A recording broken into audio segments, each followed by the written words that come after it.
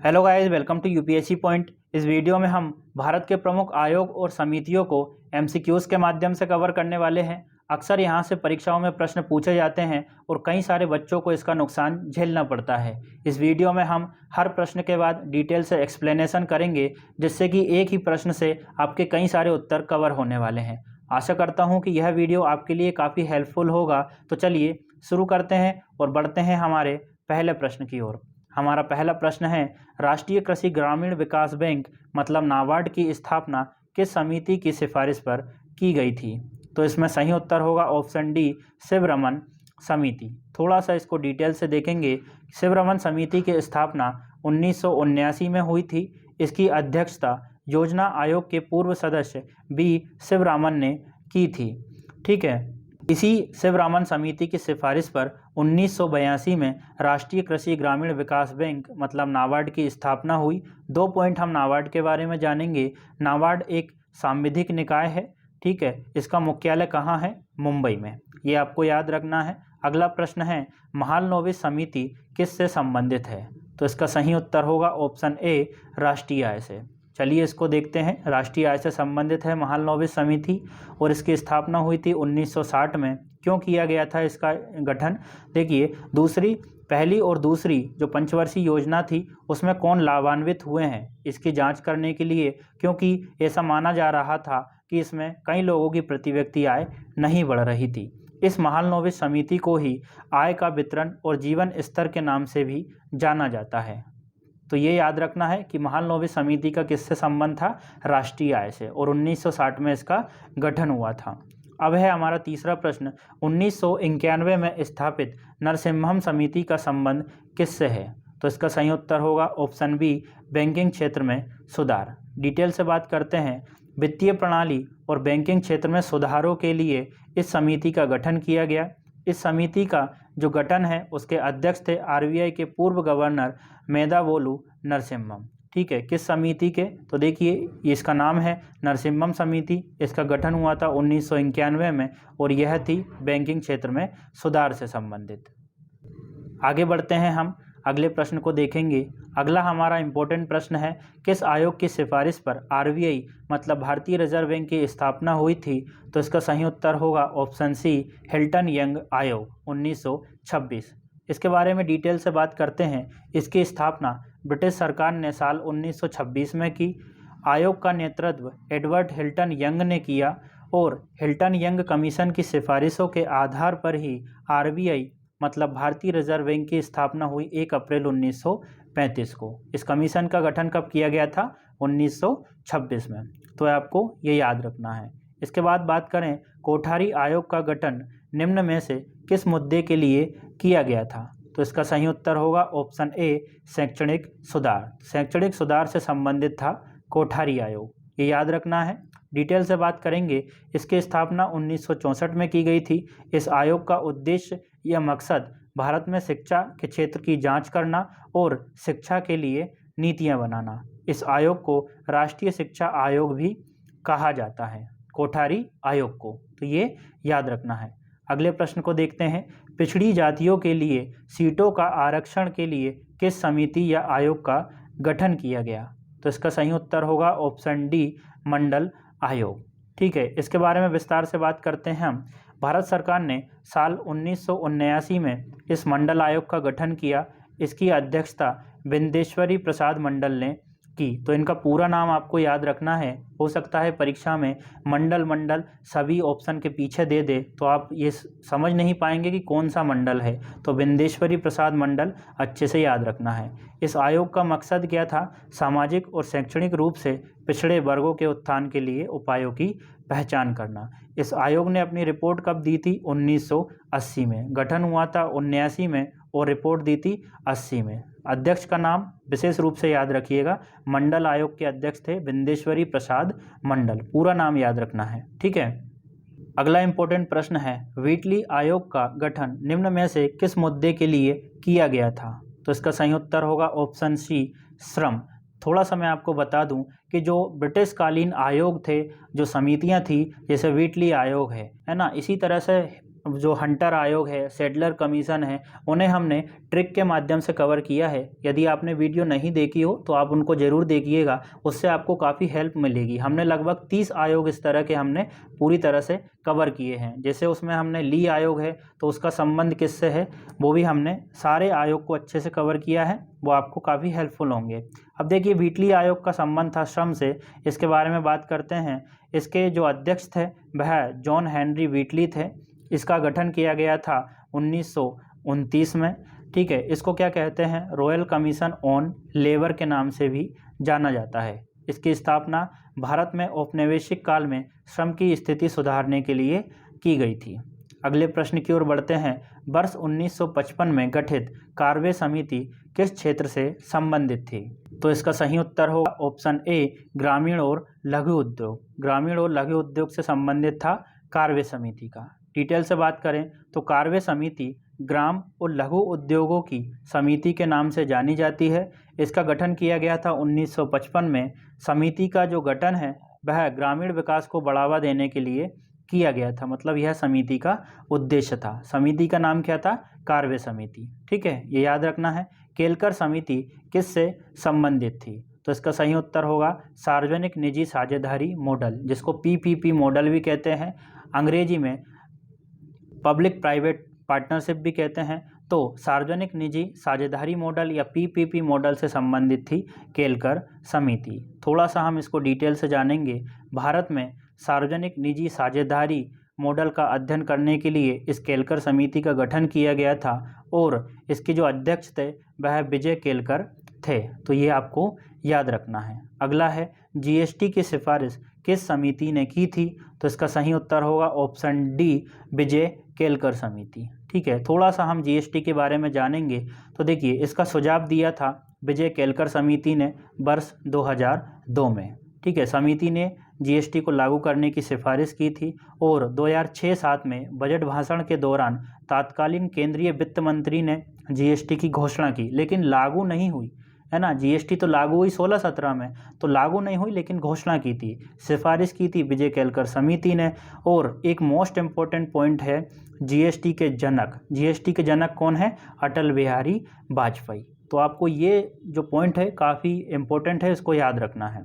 अगला प्रश्न है, स्वामीनाथन समिति का गठन निम्न में से किस मुद्दे के लिए किया गया था? तो एमएस स्वामीनाथन को हम जानते हैं, वो कृषि से रिलेटेड थे। तो इसका सही उत्तर क्या होगा? ऑप्शन सी, पैदावार बढ़ाने हेतु स्वामीनाथन समिति का गठन किया था। डिटेल से बात करेंगे। स्वामीनाथन समिति यानी राष्ट्रीय किसान आयोग की स्थापना 2004 में हुई थी। इन रिपोर्टों में किसानों की स्थिति सुधार करने के लिए कई सारी सिफारिशें की गई थी स्वामीनाथन समिति ने। ठीक है, और अगले प्रश्न की ओर बढ़ते हैं। निम्न में से कौन सा आयोग राज्यों के पुनर्गठन से संबंधित था? तो देखिए, धर आयोग भी, जेपीवी कमीशन भी और फजल आयोग, ये तीनों जो थे वह राज्य पुनर्गठन से संबंधित थे। तो इसका सही उत्तर होगा ऑप्शन डी। ठीक है, अगले प्रश्न की ओर बढ़ते हैं। अगला है, निम्न में से कौन विश्वविद्यालय शिक्षा आयोग के अध्यक्ष थे? तो इसका सही उत्तर होगा ऑप्शन ए, एस राधाकृष्णन विश्वविद्यालय शिक्षा आयोग के अध्यक्ष थे और विश्वविद्यालय शिक्षा आयोग का गठन किया गया था 1948 में। तो ये आपको याद रखना है। आगे बढ़ते हैं, उससे पहले थोड़ी डिटेल देख लेंगे। इसका गठन किया गया था 1948-49 में। इसकी स्थापना भारत सरकार ने स्वतंत्रता के बाद की थी, है ना। और इसके अध्यक्ष थे सर्वपल्ली राधाकृष्णन। ठीक है, किसके अध्यक्ष थे? विश्वविद्यालय शिक्षा आयोग के। आगे बढ़े, अगले प्रश्न को देखेंगे। तो प्रश्न है, किसकी सिफारिश पर सेवी को 1992 में वैधानिक दर्जा दिया गया? तो इसका सही उत्तर होगा ऑप्शन बी, नरसिम्हम समिति। इसी के सिफारिश पर सेवी को वैधानिक दर्जा दिया गया था। ठीक है, 1992 में। अगला है, वर्ष 1962 में संथानम समिति की स्थापना किस सामाजिक समस्या को रोकने के लिए की गई थी? तो इसका सही उत्तर होगा ऑप्शन ए, भ्रष्टाचार को रोकने के लिए। ठीक है, थोड़ा सा डिटेल से देखेंगे। संतानम समिति का याद रखना कि इसका संबंध था भ्रष्टाचार को रोकने के लिए और इसका गठन किया गया था 1962 में। वही बात यहाँ कही गई है कि देखिए, भ्रष्टाचार निवारण समिति यानी के संतानम समिति का गठन किया गया था 1962 में। इसके अध्यक्ष कौन थे? सांसद के संथानम, 4 अन्य सांसद थे और 2 वरिष्ठ अधिकारी भी इसमें शामिल थे। ठीक है, के संतानम समिति की बात हो रही है। अगला है, निम्न में से कौन सी समिति पंचायती राज से संबंधित है? तो देखिए, हम जानते हैं बलवंत राय मेहता समिति पंचायतों से संबंधित है, अशोक मेहता समिति है, JBK राव समिति है। तो इसका सही उत्तर क्या होगा? ऑप्शन डी, उपयुक्त सभी। तो ये हमें याद रखना है। देखिए, मैं आपका टाइम वेस्ट नहीं करना चाहता। पंचायतों के संबंध में जितनी भी समितियां हैं थोड़ी थोड़ी तो आपने पढ़ी ही होगी। इस वजह से हम बस ये चाहते हैं कि जो आपको नहीं पता हो उसके बारे में डिटेल से एक्सप्लेनेशन करें, ताकि आपका समय बचे और आपको लाभ हो। अगला है, भारत में कर सुधार के लिए 1991 में किस समिति का गठन किया गया था? तो इसका सही उत्तर होगा ऑप्शन सी, चलैया समिति। थोड़ा सा डिटेल में देखेंगे। राजा जे चलैया समिति की स्थापना साल 1991 में देश में कर ढांचे की जांच के लिए इसकी स्थापना हुई। 1993 में इसने अपनी रिपोर्ट सरकार को सौंपी और काफ़ी इम्पोर्टेंट पॉइंट है, इसको तो आप नोट ही कर लेना अपनी बुक में। राजा जे चलैया को क्या कहा जाता है? कर सुधारों का पिता।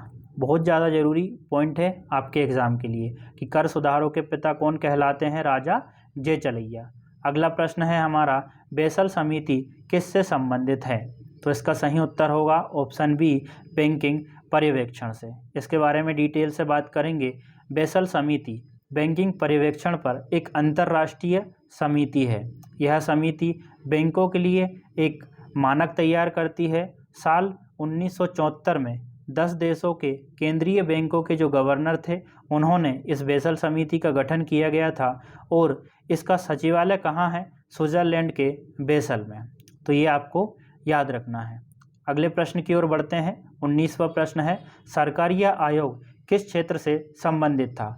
तो इसका सही उत्तर होगा ऑप्शन ए, केंद्र राज्य से संबंध था सरकारीय आयोग का। ठीक है, इसके बारे में डिटेल से बात करते हैं। सरकारीय आयोग की स्थापना भारत सरकार ने 1983 में की। इसका मकसद क्या था? केंद्र और राज्यों के बीच संबंधों की जांच करना और संविधान में जो बदलाव होने हैं उनके संबंध में सुझाव देना।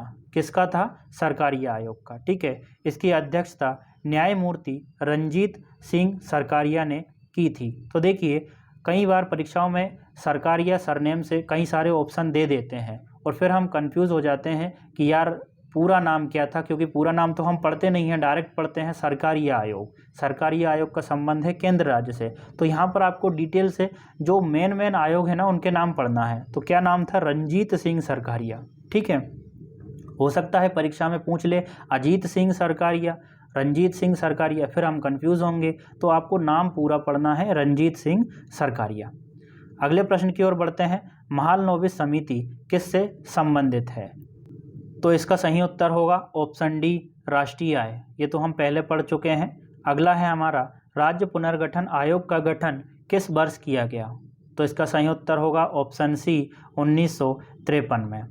अगला है, स्वर्ण सिंह समिति जिसका गठन हुआ था 1976 में, किस से संबंधित है? तो ये तो आपको पता होगा कि स्वर्ण सिंह समिति का संबंध किससे है? मौलिक कर्तव्यों से।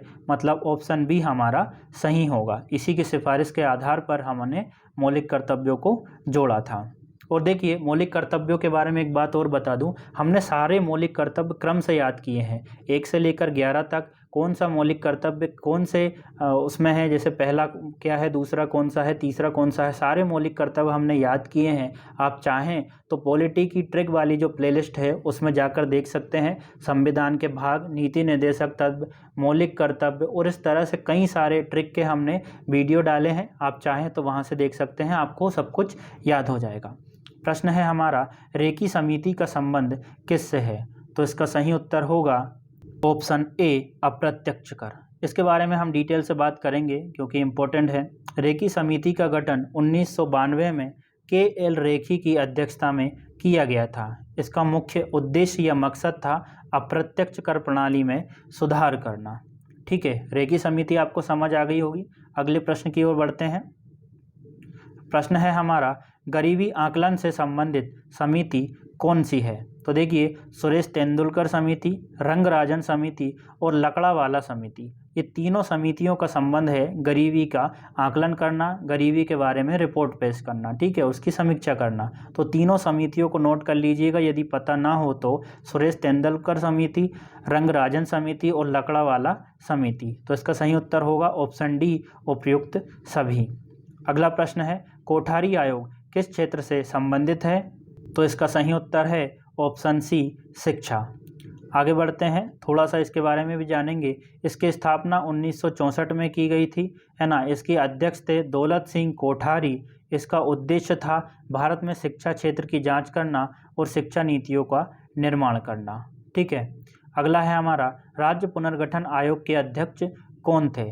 तो इसका सही उत्तर होगा ऑप्शन बी, फजल अली। बाकी ये जो दो लोग थे, है ना, पणिकर और कुंजरू, इसके सदस्य थे। इसके बारे में थोड़ा डिटेल बता देता हूँ मैं। राज्य पुनर्गठन आयोग की स्थापना दिसंबर 1953 में की। इसके अध्यक्ष फजल अली थे, जो कि सर्वोच्च न्यायालय के सेवानिवृत्त मुख्य न्यायाधीश थे। अन्य सदस्यों में के.एम. पणिकर और एच.एन. कुंजरू प्रमुख थे। इसका गठन राज्यों की सीमाओं को भाषाई आधार पर पुनर्गठित करने के लिए किया गया था। तो ये याद रखना है। अन्य दो सदस्यों के नाम भी आपको याद रखना है, हालांकि ये तो आपको याद ही होंगे। अगला है, आर.एन. मल्होत्रा समिति किससे संबंधित है? तो इसका सही उत्तर होगा ऑप्शन ए, बीमा क्षेत्र से। इसके बारे में विस्तार से बात करेंगे। आर.एन. मल्होत्रा समिति बीमा क्षेत्र में सुधारों के लिए सिफारिश हेतु गठित की गई थी। इसका गठन किया गया था 1993 में और इस समिति के अध्यक्ष सेवानिवृत्त आर.बी.आई. के गवर्नर आर.एन. मल्होत्रा थे। तो ये आपको समझ आ गया होगा कि आर.एन. मल्होत्रा समिति का संबंध किससे था? बीमा क्षेत्र में सुधारों के लिए सिफारिश करना। अगले प्रश्न की ओर बढ़ते हैं। इंदिरा गांधी हत्याकांड के लिए किस समिति या आयोग का गठन किया गया था? देखिए, इस पर डिटेल से बात नहीं करेंगे क्योंकि पुरानी बात है और इस तरह का प्रश्न अब नहीं आता है, स्टार्टिंग में पूछा गया था। तो इसका सही उत्तर होगा, इंदिरा गांधी हत्याकांड के लिए ठक्कर आयोग का गठन किया गया था, ठीक है। चलिए आगे बढ़ते हैं अगले प्रश्न की ओर। अगला है हमारा, काला धन की समाप्ति के लिए किस समिति या आयोग का गठन किया गया था? तो इसका सही उत्तर होगा ऑप्शन डी, चलैया समिति। चलैया समिति का संबंध था काला धन की समाप्ति हेतु सिफारिश करना या उसकी जांच करना। अगला है, केलकर समिति का गठन निम्न में से किस मुद्दे के लिए किया गया था? तो इसका सही उत्तर होगा हमारा पीपीपी मॉडल का मूल्यांकन करने हेतु केलकर समिति का गठन किया गया था, पब्लिक प्राइवेट पार्टनरशिप के मॉडल की जांच हेतु, ठीक है। अगला है, राजा जे चलैया समिति का गठन किस मुद्दे के लिए किया गया था? तो इसका सही उत्तर होगा ऑप्शन ए, कर सुधार। देखिए, हाल ही में हमने पढ़ा था कि काले धन की जांच के लिए किस समिति का गठन किया गया था? तो चलैया समिति।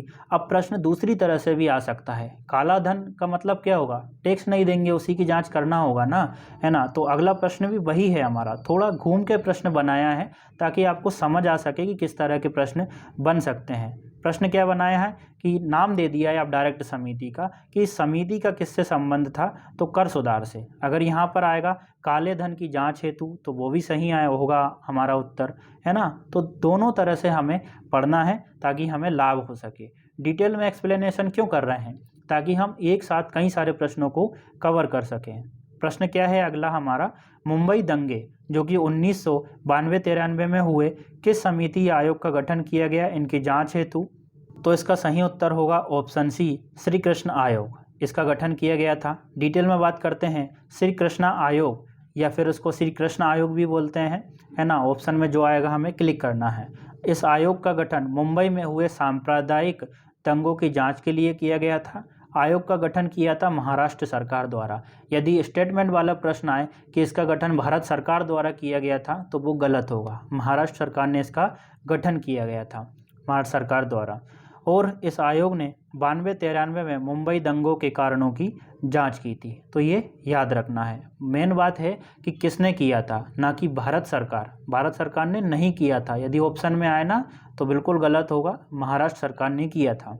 प्रश्न है हमारा, जलियांवाला बाग कांड के लिए किस समिति का गठन किया था?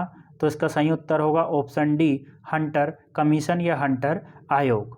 देखिए जलियांवाला बाग कांड के बारे में आप अच्छे से जानते हैं, बस मैं यहाँ पर बता देना चाहता हूँ कि देखिए सेडलर कमीशन, बटलर कमीशन, दुर्भिक्ष आयोग जो कि ब्रिटिश काल के आयोग थे, हमने सारे ट्रिक से कवर किए हैं। 2 पार्ट में वीडियो है, आपको 30 आयोग पूरी तरह से याद हो जाएंगे। उनके अध्यक्ष तो कौन थे, गवर्नर जनरल कौन था उस समय, आयोग का उद्देश्य क्या था, सब कुछ कवर किए हैं, सब कुछ याद हो जाएंगे। आप चाहें तो देख सकते हैं हिस्ट्री वाले सेक्शन में जाकर। ठीक है, अगला प्रश्न है हमारा विकेंद्रीकरण के लिए सुझाव, है ना।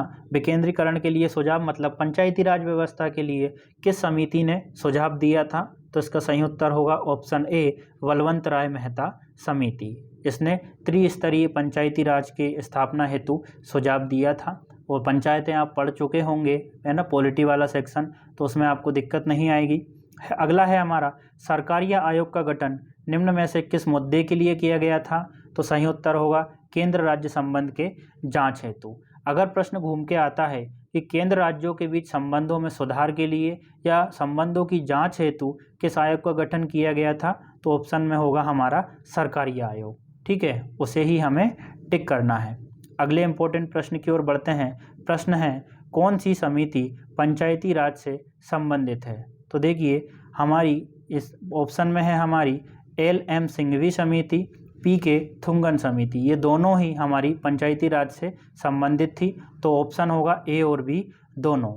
ठीक है, पढ़ते हैं अगली समिति को। अगला आयोग है हमारा बैंकिंग सुधार के लिए किस समिति या आयोग का गठन किया गया था? तो इसका सही उत्तर होगा ऑप्शन डी, गोई पोरिया समिति। अब इसको थोड़ा सा डिटेल से जानेंगे। देखिए पंचायतों के बारे में हमने बात क्यों नहीं की, क्योंकि वो आप पढ़ते हैं, सरकारी आयोग पढ़ते हैं आप, है ना। और जो समितियां हैं जैसे बलवंत राय मेहता समिति, अशोक मेहता समिति, लक्ष्मी सिंघवी समिति, सारी आप पॉलिटी में पढ़ते हैं। यदि आप चाहेंगे तो उनके लिए भी हम ट्रिक वाली वीडियो बना लेंगे, तो वो भी आपको याद हो जाएगी। बस आप कमेंट जरूर करिएगा और कमेंट में बताइए आपको कंटेंट कैसा लग रहा है, उसी से हमें समझ आएगा और नेक्स्ट वीडियो भी हम ला पाएंगे। साथ ही सजेस्ट भी करिए कि आपको किस तरह का कंटेंट चाहिए, है ना।